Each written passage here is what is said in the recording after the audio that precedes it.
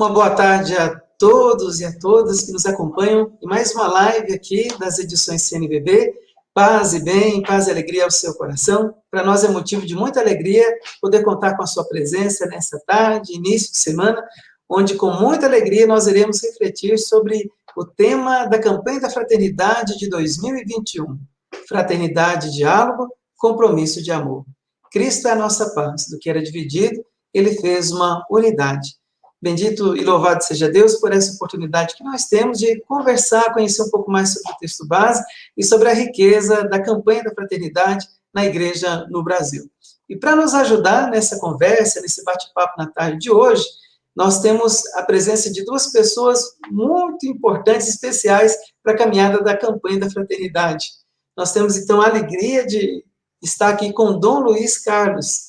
E Dom Luiz, ele foi secretário executivo também de campanha, serviu a CNBB de 2010 a 2016, é lá do clero de São João da Boa Vista, mestre em filosofia pela Universidade Gregoriana de Roma e hoje bispo auxiliar de São Paulo. Dom Luiz, fico até emocionado e muito contente de estar aqui com o senhor, muito bem-vindo entre nós.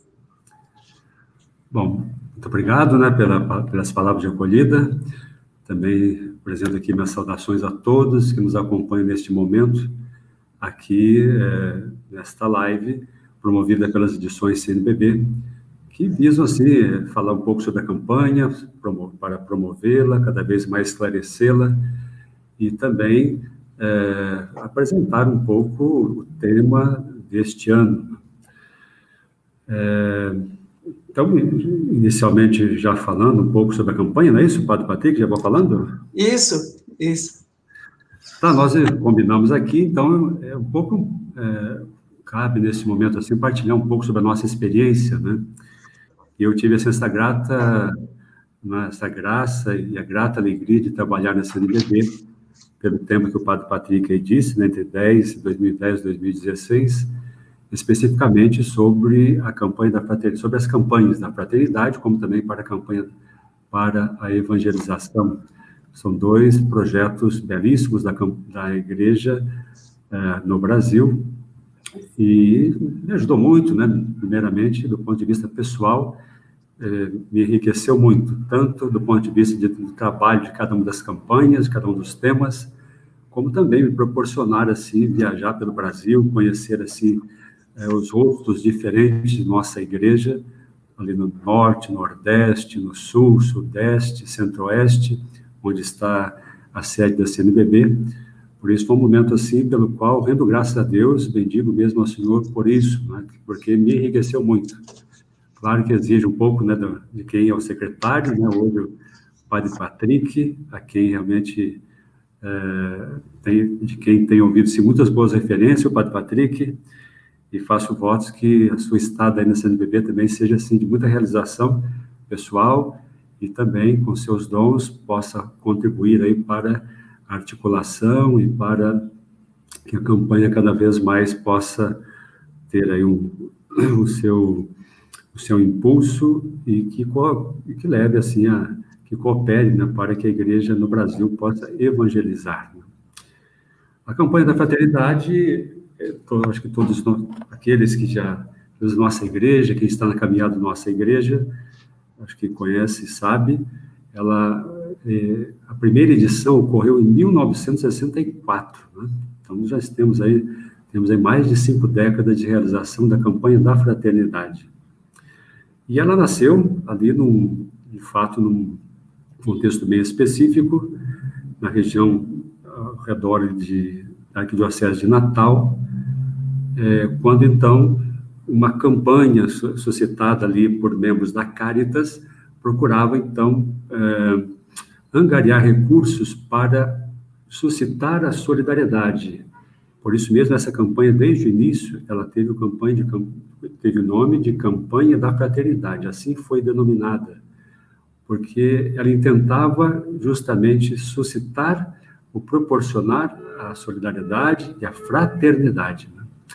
E a fraternidade é algo, assim, belo do ponto de vista da nossa fé, porque aqueles seguidores de Jesus Cristo seguem enquanto comunidade. Se temos cada um de nós a experiência de Jesus Cristo, e sem essa experiência do amor de Deus em Jesus Cristo, pode ser que as nossas teologias, as nossas normas, nossos mandamentos se tornem até a ideologia.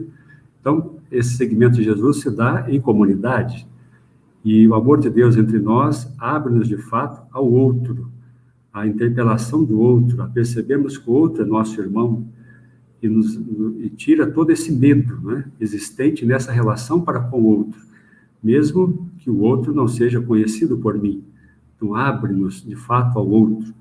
E, de maneira especial, abre-nos à interpelação daqueles que, de fato, vivem com dificuldade, que têm dificuldade para o que não é atendido segundo a sua dignidade, que tem privação de direitos. Por isso mesmo, essa fraternidade nos ajuda a irmos até essas pessoas, né? E a nossa fé, então, não é uma fé que é alheia a essa realidade, né? Por isso, nós alegramos também com essa encíclica do Papa Francisco, né, Fratelli Tutti, que repropõe para nós como diretriz fundamental para a nossa civilização, né, para a nossa organização social, para a própria civilização, de fato, a fraternidade, que foi tanto quanto esquecida, né?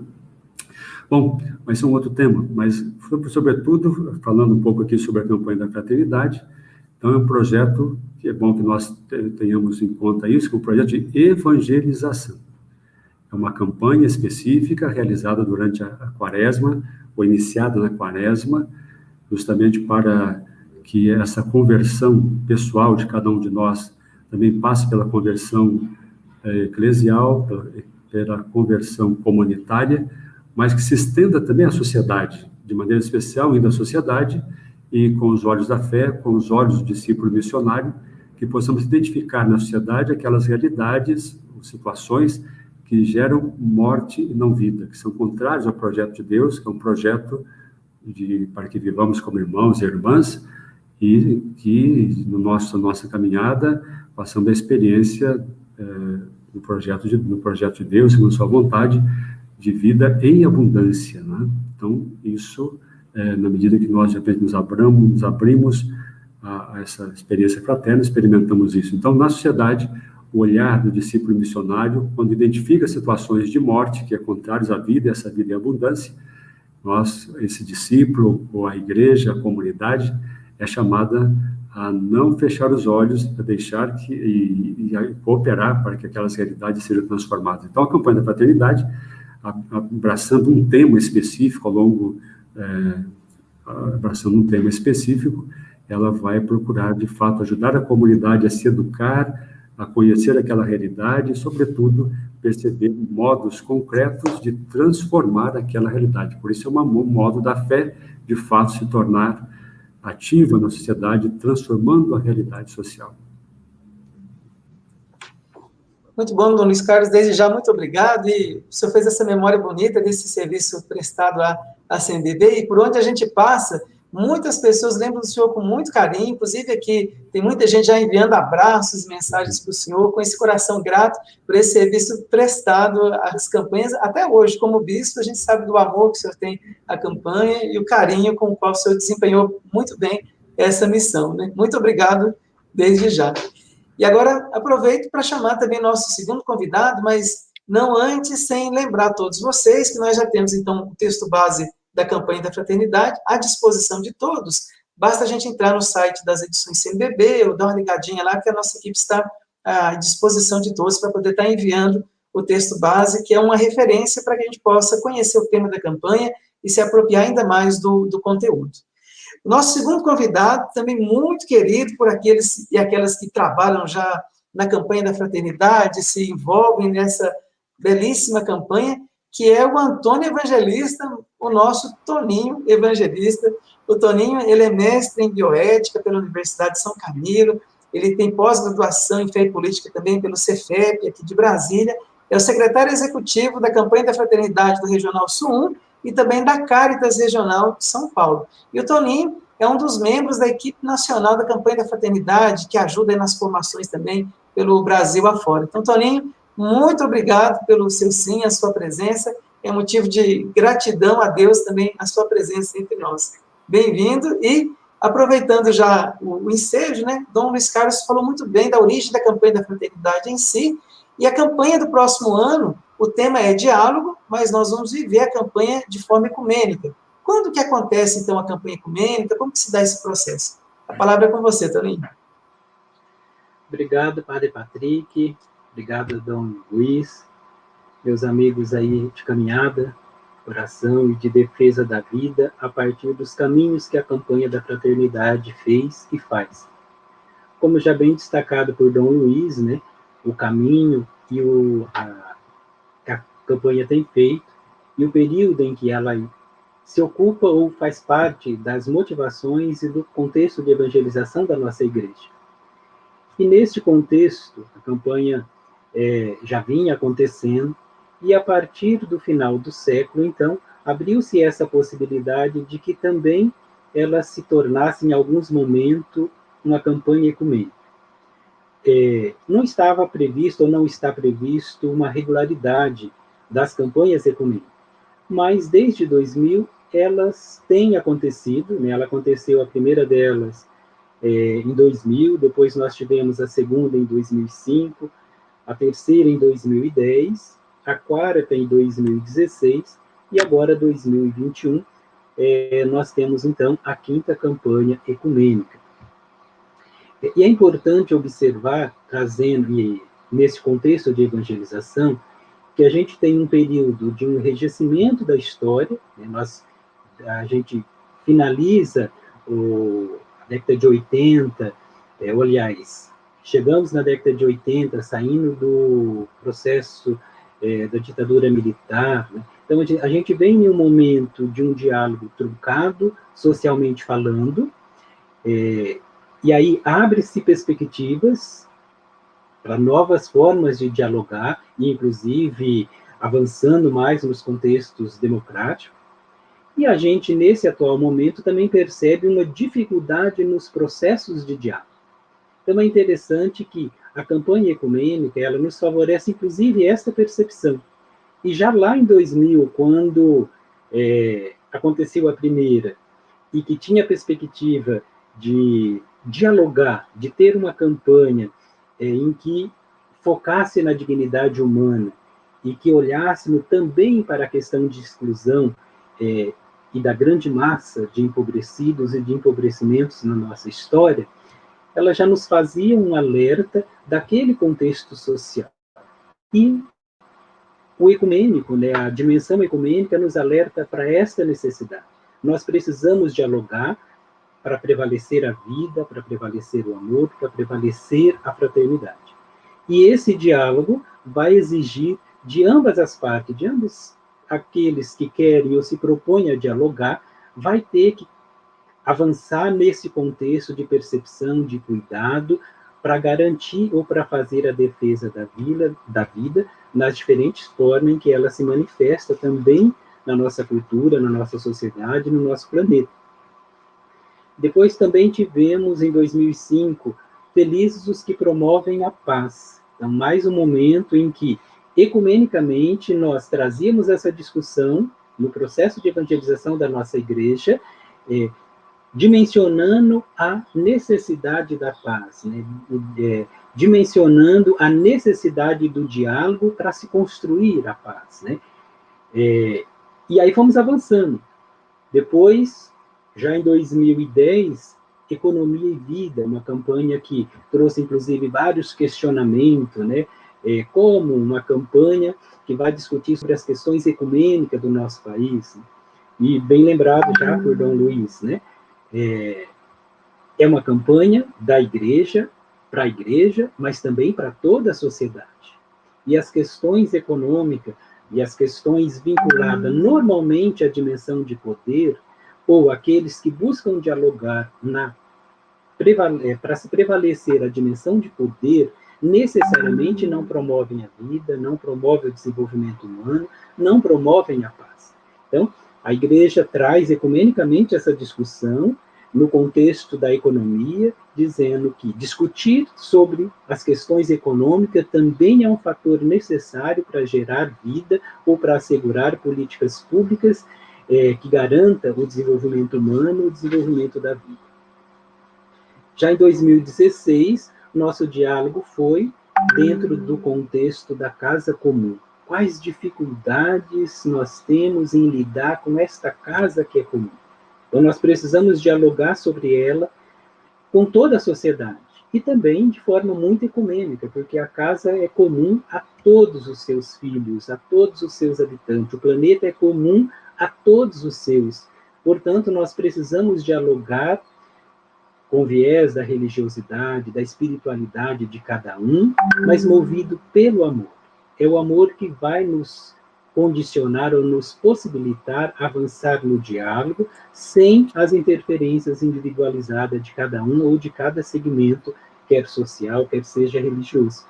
Portanto, em 2016 foi um grande momento de discussão e trazendo, inclusive, a perspectiva da casa comum e a ausência das políticas públicas nesse espaço da casa comum. E agora, neste momento, a igreja, né, já nos ajuda a refletir, o texto base já nos traz muitos elementos para essa discussão, e nós começamos a nos preparar para fazer uma grande campanha da fraternidade, onde o diálogo e o compromisso de amor vai ser o nosso grande horizonte para promovermos a paz. Então, é um grande momento da nossa igreja, porque nós precisamos dialogar, aprender sempre a dialogar, para que a gente possa fechar e concluir e manter um compromisso de amor para com a nossa vida espiritual, para com a nossa vida social, para com a nossa atuação social e religiosa, para que a gente possa ter um mundo de todos e para todos. Muito obrigado, Toninho. São palavras iluminadoras nessa memória muito importante, né, das campanhas da Fraternidade Ecumênica e tantas iniciativas que nasceram a partir de cada uma dessas campanhas, né? Nosso melhor testemunho é essa convivência dialogal em nome do Evangelho, a serviço da vida e da dignidade das pessoas. Eu sempre costumo dizer que a campanha da fraternidade é o amor organizado a serviço da vida plena. Por isso que a gente precisa, né, pensar, refletir sobre o tema, articular, então, as rodas de conversas nas nossas comunidades, para iniciar processos de transformação da vida das pessoas, de tantos cenários que clamam pela presença do Evangelho. E, mais uma vez, lembrando, né, o tema da campanha de 2021, então, é fraternidade e diálogo, compromisso de amor. E ela vai ser vivida de forma ecumênica, né? Já está sendo vivida, de certa forma, com as igrejas que pertencem ao CONIC. Faço aqui a recordação de quais são essas igrejas que pertencem, então, ao CONIC. A Igreja Evangélica de Confissão Luterana, né? A Igreja Presbiteriana Unida do Brasil, a Igreja Episcopal Anglicana do Brasil, a Igreja Síriano-Ortodoxa de Antioquia, a Aliança de Batistas do Brasil e a Igreja Católica, nós da Igreja Católica. E para 2021 temos 2 membros fraternos, a Igreja Betesda e o Centro Ecumênico de Serviço à Evangelização e Educação Popular, que é o CESEP, com sede em São Paulo. Então, é um momento oportuno para que a gente possa dar, mais uma vez, esse testemunho, que as nossas comunidades cristãs possam dar esse testemunho da capacidade de dialogar, né? O que aconteceu conosco e a gente já não consegue dialogar mais, né? Como pensar, então, um diálogo que conduza, de fato, à superação dos conflitos, dessas polarizações, e possa inaugurar, então, um novo tempo de fraternidade e de paz. Como o Dom Luiz bem lembrava, né, a Fraternitude do Papa Francisco, a sua nova encíclica, vai nos ajudar muito também a pensar e a viver a campanha da fraternidade do próximo ano. Então, agora a gente volta com Dom Luiz Carlos. Dom Luiz Carlos, uma pergunta que sempre as pessoas nos fazem, assim, é a seguinte: como que é escolhido o tema da campanha da fraternidade? Como que se dá esse processo de escolha dos temas da campanha? Acho que é importante percebermos que a campanha da fraternidade é também um testemunho assim, de como a igreja no Brasil, de fato, ela está atenta à realidade e ela, de fato, procura se envolver de modo que, com a proposição do Evangelho, assim, procure transformar as realidades, né? Então, os temas da campanha são escolhidos aí na CNBB, numa reunião, na reunião dos bispos, presidentes das comissões episcopais, juntamente com de pastoral, juntamente com a presidência, porém são temas que são propostos pela base. Então, como nós temos no Brasil uma série de serviços pastorais, que atuam em várias realidades, como saúde, como em ações transformadoras várias, né? Então, essas pastorais, esses nossos irmãos, esses agentes de pastorais, em contato com a realidade, em contato com as nossas comunidades, então, eles são uma espécie de se constituem canais que fazem com que chegue à presidência da CNBB, que chegue à CNBB, que chegue ao nosso CONCEP, as aspirações, ou os gritos, né, digamos assim, melhor dizendo, aos gritos, que a realidade fazer ecoar esses gritos de sofrimento, das cruzes do nosso povo, juntamente aos nossos bispos, que dessa forma, então, escolhem os temas a partir de realidades concretas vividas pelo nosso povo, sobretudo onde se manifesta a cruz de Jesus, né? Onde aparece em virtude de situações de sofrimento, em virtude de situações de descaso, muitas vezes, das políticas públicas, situações que não cooperam de forma alguma para a vida. Então, em síntese, podemos dizer isso, né? Que se os temas são escolhidos na CNBB, lá pelos bispos, porém, eles são escolhidos a partir de indicações que vêm da realidade concreta através desses nossos irmãos, desses agentes das pastorais que estão em contato direto com a realidade, especialmente identificando essa realidade sofrida do nosso povo, né? Por isso, então, por isso mesmo que os temas da campanha têm produzido tantas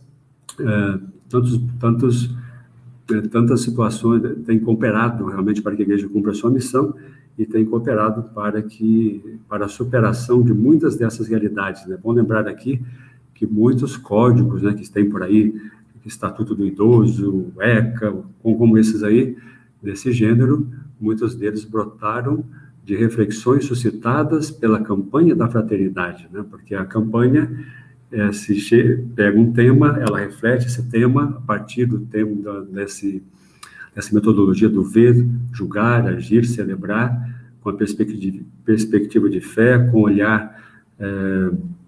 olhar do discípulo missionário, e dessa forma procura realmente transformar aquela realidade, lança luz sobre aquela realidade, luz da palavra de Deus, para que haja superação, para que se encontre um caminho, uma metodologia de superação daquela realidade, sobretudo com a proposição da fraternidade, né? Não esqueçamos disso, né?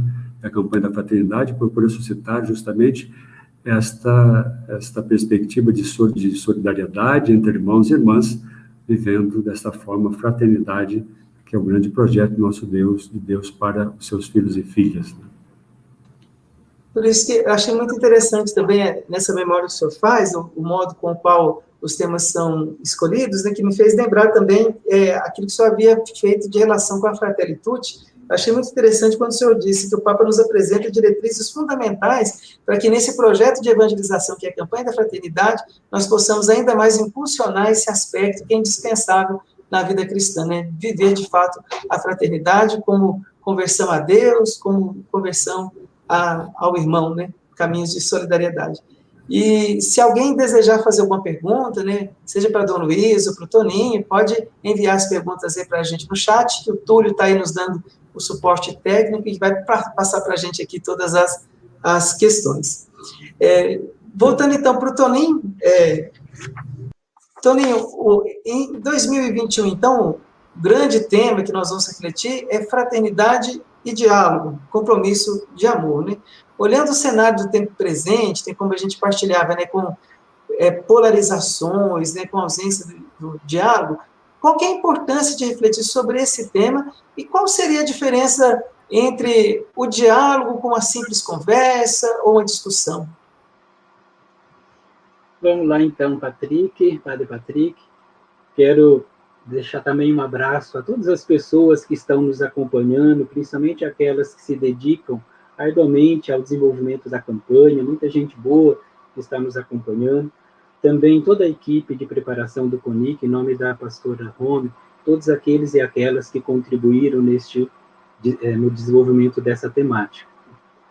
E aí, voltando, então, ao nosso tema em específico, que é a provocação do Padre Patrick, nós estamos frente a um grande desafio. Eu falava no início que a gente vinha construindo alguns processos de diálogo, e nos últimos tempos, essa polarização, essa forma de lidar com os comportamentos humanos, nos leva a perceber a dificuldade de se dialogar.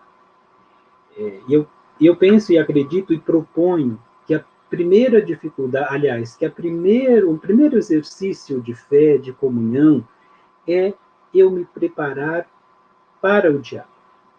Normalmente, quando a gente olha o contexto dos diálogos sociais, né, eles estão extremamente enviesados pela dimensão do poder, e não pela dimensão do amor, que é a proposta da campanha da fraternidade deste ano. Eu acho que o primeiro exercício é: por que eu quero dialogar sobre a campanha? Por que eu quero dialogar trazendo esse compromisso de amor para com o diálogo? Num segundo momento quais os desafios em dialogar com o outro? O outro está disposto a dialogar comigo? Nos últimos tempos, a gente não tem conseguido dialogar. Você pensar diferente ou propor uma ideia diferente, isso é motivo de enfrentamento. E isso foge, inclusive, do desenvolvimento da nossa espiritualidade. Então, propor ou estar à frente de um processo de diálogo significa, primeiro, eu trazer ele como horizonte do meu desenvolvimento de fé. Senão eu vou achar que o outro deve dialogar comigo, mas eu não vou dialogar com o outro. E o terceiro momento é eu me preparar para o diálogo, sabendo que o outro pensa diferente de mim, propõe situações, compreensões diferentes da minha, para que eu possa dialogar sem essa necessidade de se convencer o outro a caminhar da mesma forma em que eu caminho. Acho que esse é o grande desafio, às vezes a gente lidar com os aspectos da campanha ecumênica, achando que o outro ou a outra tem que concordar comigo. Não, nós precisamos firmar um compromisso de amor e dialogar quais são as perspectivas de avançar nesse horizonte de amor. Agora, é saudável também, nessa nossa preparação para com o diálogo, observar como que o desenvolvimento acontece na nossa sociedade. Então, se eu estou em um contexto social onde prevalece a violência, prevalece a dor, prevalece o extermínio, como é o caso da juventude negra, da juventude, mas principalmente da juventude negra, é natural que esses contextos de violência dificilmente vai possibilitar um diálogo tranquilo ou um diálogo que favorece uma comunhão não só ecumênica, mas social. Portanto, não dá para mim ir dialogar, fazer compromisso de amor, sem perceber aqueles que não têm condição de dialogar. A partir da hora que a família desestruturada, sem emprego, sem condição de moradia, sem condição mínima de sobrevivência, vai dialogar de forma satisfatória. E também nós precisamos, e principalmente nesse momento em que estamos vivendo, que o diálogo não é os processos eleitorais. Às vezes a gente acha que dialogar é participar dessa ou daquela maneira dos processos eleitorais. E aí a gente entra em um caminho muito mais difícil de lidar com a vida. Então, o nosso diálogo se estabelece por uma proposta de evangelização, por uma proposta do evangelho.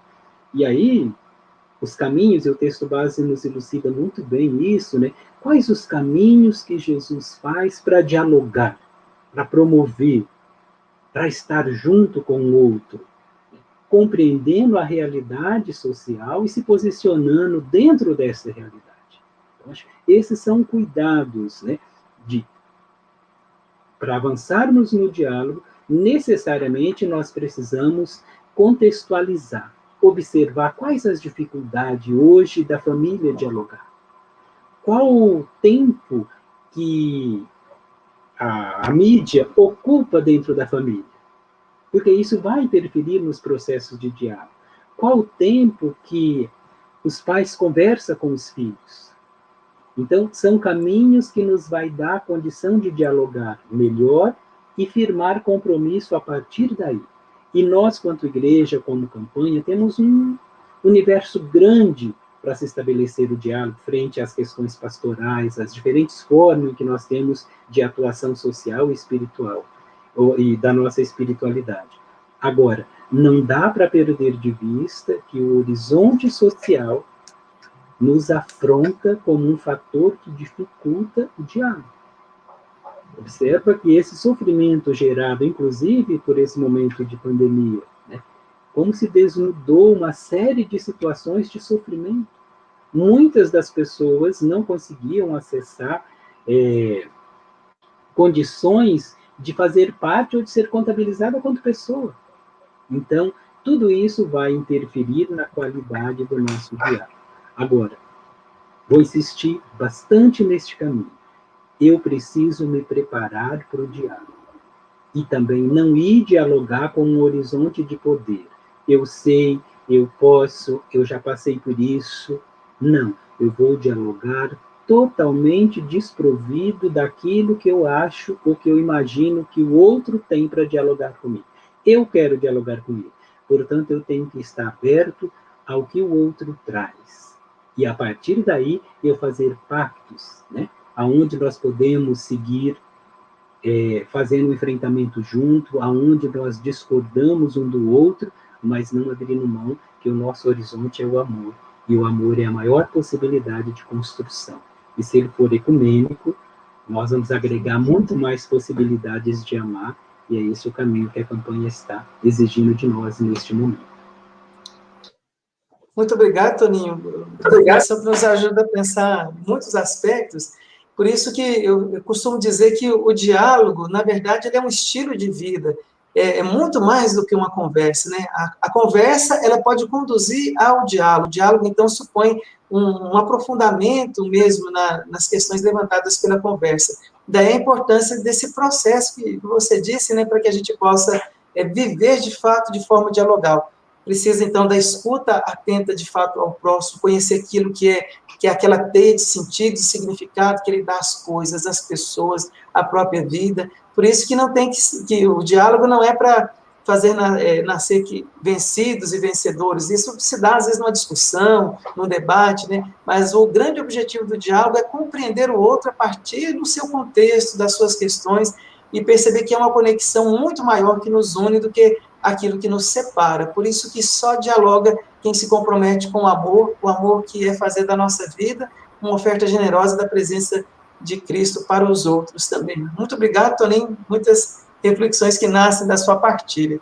E agora, aproveitando a pergunta da Sandra Santos Amorim, ela faz a seguinte pergunta: qual a inspiração bíblica que fundamenta o tema da campanha da Fraternidade Ecumênica de 2021? Nós vamos passar essa questão, então, para o Dom Luiz, que o lema é justamente esse: Cristo é a nossa paz, do que era dividido ele fez uma unidade. Então, qual que é a importância dessa inspiração bíblica, Dom Luiz? E como que os lemas nos ajudam a viver a campanha? Eu só gostaria de também fazer uma pequena colocação a respeito da questão do diálogo, né? Ele é realmente fundamental para todos nós.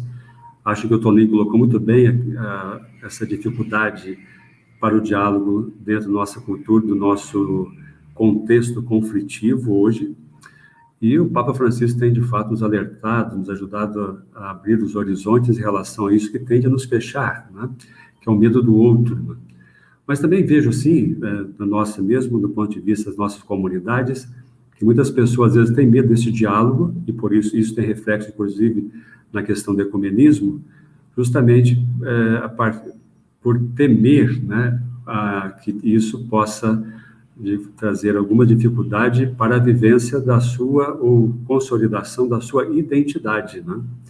Então, a pessoa, muitas vezes, para manter a sua identidade, ou afirmar a sua identidade, ela se fecha em si mesma e não se abre ao diálogo, sobretudo diante do outro, que tem outra posição, do outro que tem um outro horizonte, Então, a pessoa se fecha em si mesma, né? No entanto, nós não nos bastamos a nós mesmos, né? Enquanto nós nos fechamos, isso significa não avançar, mas retroceder, né? E aí vamos, muitas vezes, olhando só para dentro de nós mesmos. Se trata de um processo altamente, profundamente empobrecedor para a pessoa, porque o que nos enriquece é, sobretudo, esse contato com a realidade, o contato com o outro. Por isso, nós não podemos ter medo, de forma alguma, do diálogo, não é? E em relação, então, ao tema da campanha deste ano, ao lema da campanha deste ano, Cristo, a nossa paz, do que era dividido, fez uma única realidade. O lema sempre dá aquela grande luz, aquela grande perspectiva em relação à campanha da fraternidade, em relação ao tema, em relação àquilo que a igreja quer, de fato, com essa campanha, apresentar à sociedade, né, como um caminho, como um norte que, de fato, converte e ajuda a superar aquela realidade, né? Esse ano, o tema Fraternidade e Diálogo, e coloca justamente Cristo, que é a nossa paz. Do que era dividido, fez uma única realidade. No contexto do livro da carta aos Efésios, se trata aqui de uma questão que era enfrentada pelos evangelizadores daquela época, da relação entre os judeus e cristãos, entre os cristãos e os gentios, entre os gentios, muitas vezes ali que estavam também, e judeus neoconvertidos, né? Então, cada um tendia, muitas vezes, a permanecer, digamos assim, a ter posições a partir da sua base de pensamento, né? No entanto, essas dificuldades, isso gerava muitos conflitos nas comunidades e tornava difícil a caminhada daquele grupo ali que se queria, ou pelo menos digamos assim, que estava acolhendo Jesus Cristo, né, mas com grandes dificuldades devido a esses seus posicionamentos, né? Isso aí até ajuda, acho que nós percebemos um pouco que a nossa maneira de entender Deus, a teologia, os mandamentos, muitas vezes podem se tornar uma ideologia. Se nós não tivermos, de fato, essa experiência com Jesus Cristo, com o amor de Deus em Jesus Cristo, como base, e a liberdade que encontramos em Jesus Cristo, nós muitas vezes podemos, uma pessoa ou outra, até grupos, podemos muitas vezes permanecermos fechados em nós, e daí a dificuldade também do diálogo. Então, a fé pode se tornar uma ideologia, e aí a pessoa se fecha. Isso trunca o diálogo. É bem dentro do tema que nós estamos falando aqui.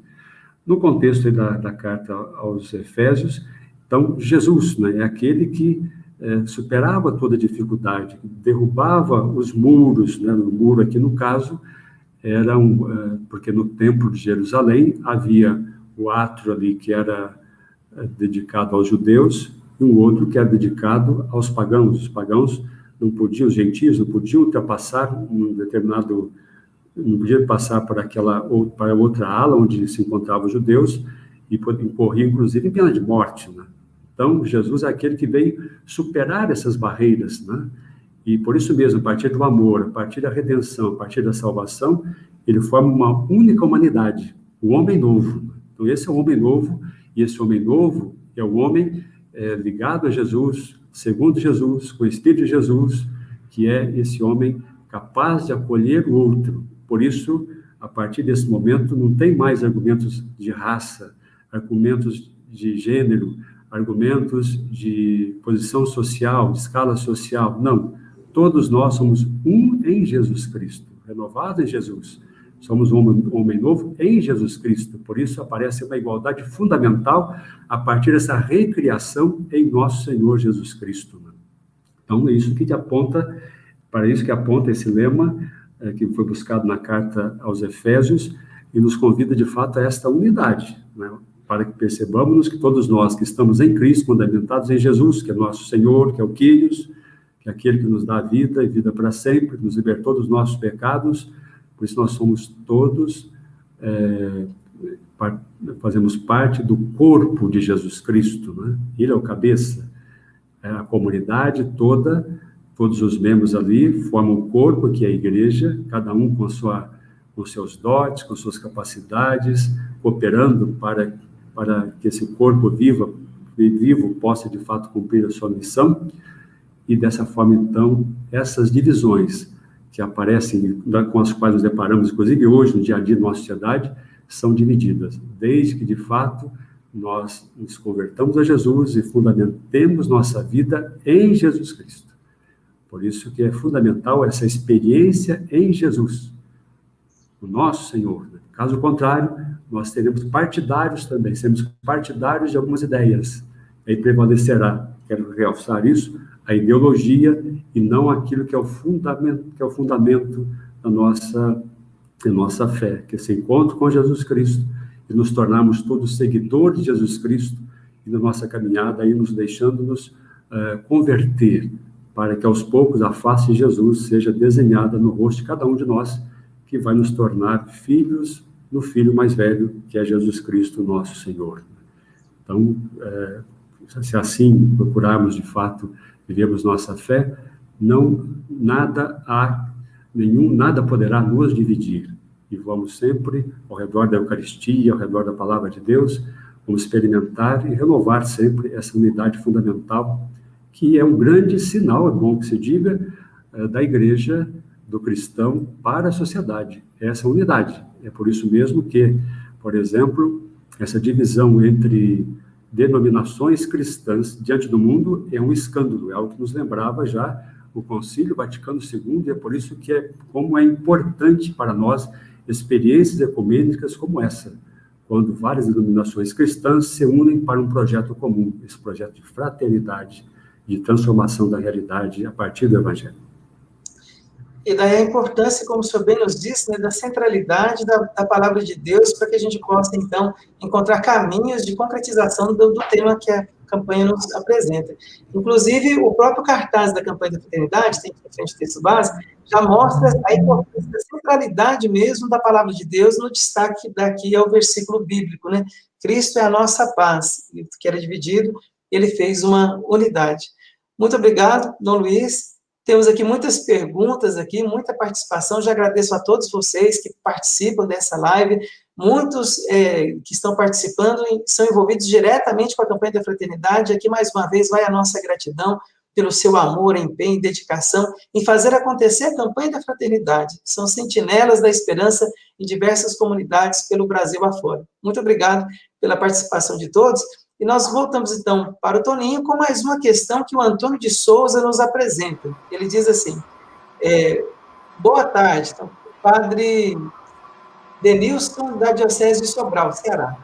Tendo em vista que estamos em situação de pandemia, quais as estratégias ou orientações deverão ser adotadas para vivermos ativamente a campanha da fraternidade de 2021? Toninho? Vamos lá. Obrigado, então, ao grande Ceará, né? Inclusive cidade que demonstrou, né, de forma muito evidente o sofrimento das pessoas nesse contexto pandêmico. E dizer que está sendo um aprendizado. Né? Muitas coisas nós estamos aprendendo, e muitas delas vão ficar e vão estar sendo incorporadas nesse novo jeito a gente lidar com os mecanismos, inclusive de evangelização. Até o final deste ano, não está previsto, né, pelos os encontros presenciais, né, em que pese algumas regiões já está acontecendo alguns encontros, né, a orientação da CNBB é que até o final do ano, que a gente iniba ou não faça os encontros presenciais considerando a questão da pandemia. É bastante provável que para o ano que vem nós já vamos retomando a esse normal antigo, né? E é muito gostoso ficar nessa expectativa, a expectativa do abraço, a expectativa do calor de estar com o outro, de olhar, de poder abraçar, porque é da nossa cultura, né? A cultura latina traz muito essa perspectiva de estar próximo com o outro. E dialogar também é isso, é estar próximo, é viver um pouco desta realidade na qual estamos inseridos. Os encontros estão acontecendo de forma virtual, e que é desafiador, considerando que grande parte da nossa população, inclusive aquelas que assumem a vivência da campanha lá na ponta, não tem acesso às mídias, tem dificuldade. Em vários lugares do nosso país nós temos dificuldade com acesso à internet.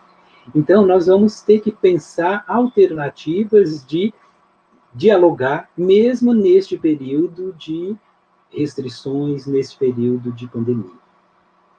E é importante a gente ir fazendo alguns caminhos, porque essa pandemia, além do que ela já causou, o adoecimento social tem sido muito evidente. As pessoas têm se adoecido, e a gente tem um índice de pessoas mentalmente adoecidas por conta dos transtornos, do que gerou toda essa pandemia. Então, que nós, quanto igreja, possamos ir fazer um caminho de aproximação, um caminho de esperança, né? O caminho midiático fez um caminho muito assustador, evidenciar o caos. E não que ele não deveria ser colocado no formato em que foi, mas havia outras formas para divulgar, para falar, para orientar, sem levar ao sofrimento social, ao sofrimento mental de muitas pessoas. Então, no contexto das nossas celebrações, trazer muito a perspectiva da esperança, a perspectiva da luz, a perspectiva de como eu lido com os meus medos, né? Então, e explorar, sim, o contexto midiático. Nós usávamos muito pouco e usamos ainda muito pouco. Portanto, ao invés de tantos fake news, de tantas coisas ruins que se colocam nesse espaço de acesso comum, que nós possamos fazer ecoar o diálogo, fazer ecoar o compromisso, evidenciar os nossos caminhos pastorais, evidenciar os nossos caminhos ecumênicos, né? Tem muita gente santa, gente comprometida, fazendo diferente de nós em várias outras instâncias e jeito de celebrar a fé. Portanto, nós precisamos ir abrir esses caminhos, né? Encontrar pessoas que estão mais próximas de nós, né? Fazer rodas de conversa, ouvir, estar muito atento à escuta.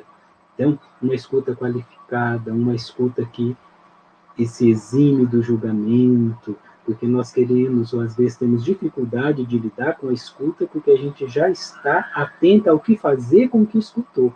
E isso é muito sério. Agora, tudo isso está sendo um aprendizado. Nós vamos ter em breve, depois acho que o Padre Patrick até vai estar conduzindo, nós vamos ter um outro momento de reflexão, trazendo os elementos da campanha. Agora, é importante que a equipe de campanha, de cada localidade, de cada diocese, de cada paróquia, dialogue formas de fazer a campanha ecoar, mesmo diante dessas questões do medo, dessas questões do acesso, e incorporar os cuidados de higiene, os cuidados sanitários como parte, que esses também vieram para ficar. Né? Então, nós precisamos incorporar esse novo jeito de ser, não abrir mão deles, porque cuidar da vida também passa por cuidado do outro, também passa por se prevenir, também passa pela condição de pensarmos que o outro pode estar mais frágil ou menos frágil, portanto, isso também é cuidar da vida. Então, a gente vai ter que descobrir esses caminhos de cuidado de um jeito novo. Ele também, essa pandemia evidencia muito isso. Muitos mecanismos de acesso que, por conta dela, nós passamos a explorar, eles devem continuar sendo explorados, porque vai facilitar os nossos encontros, né? Em momentos outros, a gente tinha uma dificuldade de encontrar pessoas ou de trazer uma reflexão reunindo pessoas distantes, né? E hoje, a gente tem tido a possibilidade de ouvir assim, pessoas que, olha, eu queria tanto ouvir essa pessoa e ela nunca viria aqui, ou jamais eu conseguiria trazer no meu estado, e agora eu estou conseguindo ouvir, ela está lá, está à disposição. Eu acho que isso é muito enriquecedor. A gente precisa fazer um pouco este caminho. O cuidado também que eu deixo como alerta é o ambiente virtual também pode ser um ambiente de adoecimento.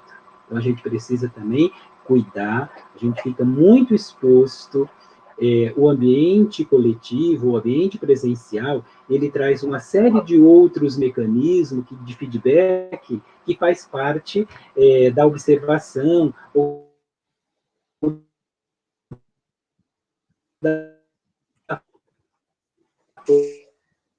Tivemos do mesmo jeito.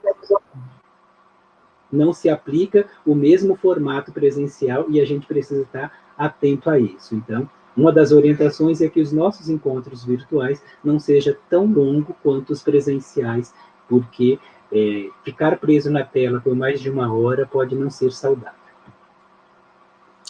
Muito obrigado, Toninho.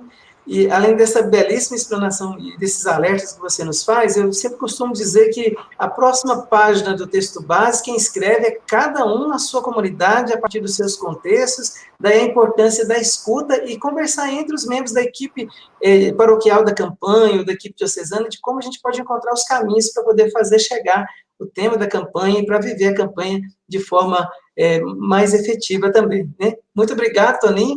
A hora já vai avançada, passa rápido nesse tempo.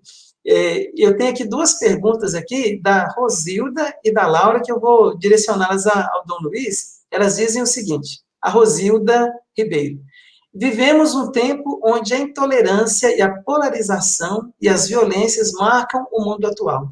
Como construir um diálogo amoroso e fraterno nesses contextos? E a Laura, aproveitando, ela faz a seguinte pergunta: durante a campanha da fraternidade, e mesmo no decorrer do ano, haverá encontros ecumênicos para refletir juntos sobre o tema e o lema da campanha? Essas 2 questões para o Dom Luiz.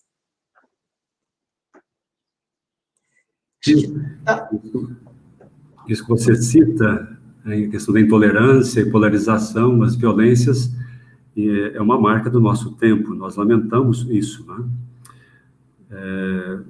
É interessante nós olharmos para a sociedade e percebemos o seguinte, né, que a sociedade, acho que podemos até usar uma imagem aqui, como uma planta, né? Como que uma plantinha precisa ser plantada, depois ser cuidada, né? Ser regada, precisa ser adubada, precisa de todo esse carinho.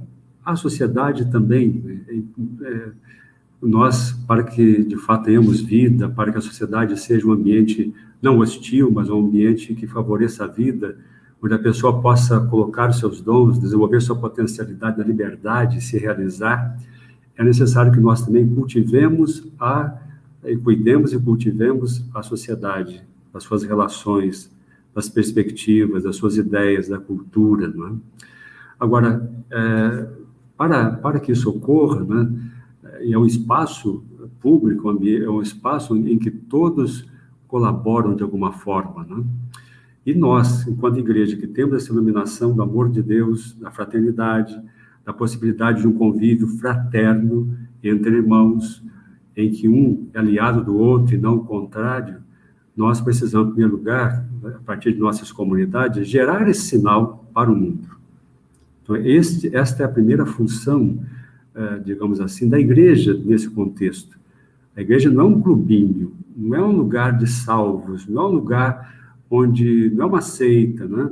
Por isso mesmo que a igreja está sempre conectada com o mundo, sempre caminhando no caminhar da humanidade, não concordando com tudo, mas propondo um outro modo de viver, que é o modo de viver de Jesus Cristo, que é o modo de viver do Pai, segundo o projeto do Pai, né? Então, ao meu ver assim, nessa sua pergunta, olhando para essas realidades que de fato nos causam tristeza, mostram aí a necessidade que essas pessoas têm de verem os filhos e filhas de Deus, de fato, atuando na sociedade, e ali levando essa luz, que é de Jesus Cristo. Afinal de contas, o cristão quer dizer isso, né? Outro Cristo, né? Então, aí aponta para a nossa responsabilidade. Portanto, não nos fechemos em nós mesmos, que não tenhamos medo do enfrentamento da realidade do mundo, mas que nós o façamos, que estejamos aí prontos para testemunhar a nossa fé e propor, agora fica mais claro ainda para nós, a partir dessa encíclica do Papa Francisco, e propor para as pessoas esse projeto de fraternidade que é absolutamente possível. E todos nós fomos criados por Deus para esse modo de viver, que pode se degenerar também. E assim, vivendo, né, oferecendo esse sinal, nós estaremos cooperando para que essas realidades sejam transformadas, né?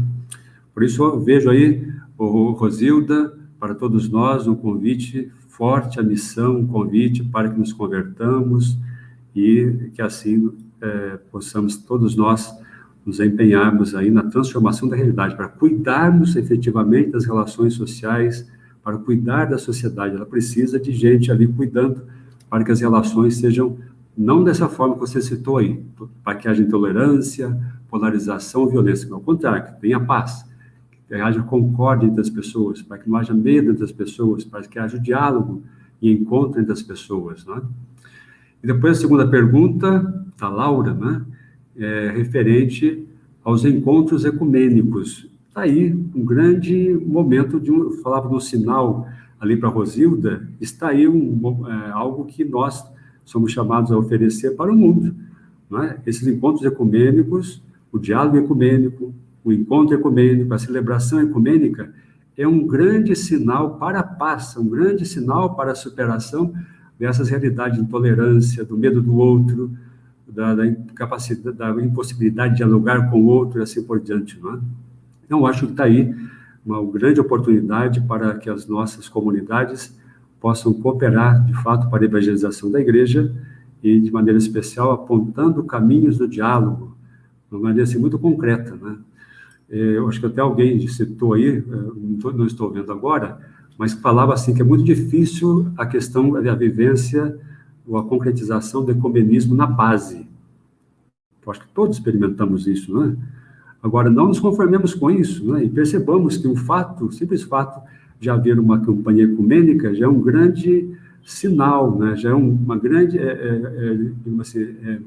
é fruto de uma bela caminhada em que todos nós, também com outras denominações cristãs, fomos percebendo a importância de um caminhar para que isso se concretizasse, né? Para que houvesse essa convergência do diálogo, do encontro, na fé.